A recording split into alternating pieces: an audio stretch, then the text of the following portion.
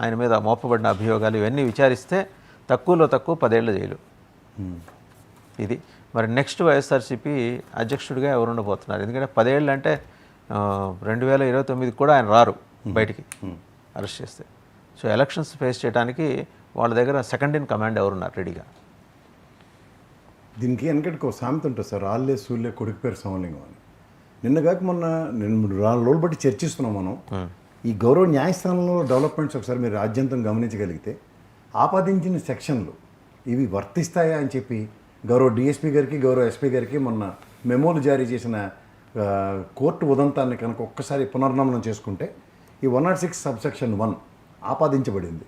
ఇది గౌరవ న్యాయస్థానంలో అది ఎంతవరకు జస్టిఫై అవుతుందన్న దాని మీద ఏమీ లేకుండా ఊహాజనితమైన వార్తల్ని ఎవరు నెక్స్ట్ అంటే మీకు ప్రాక్టికల్ ఎగ్జాంపుల్ ఏంటంటే గౌరవ చంద్రబాబు నాయుడు గారు 54 రోజులు జైల్లో ఉన్నప్పుడు ఎవరిని అధ్యక్షుడి కింద ప్రతిష్ఠించారు?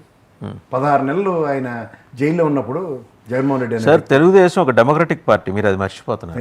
డెమోక్రటిక్ పార్టీ కాకుండా 10 సంవత్సరాలు సెకండ్ ఇన్ కమాండ్స్ చాలా మంది కంప్లీట్ చేసి వైఎస్ఆర్సీపీలో ఎవరున్నారు?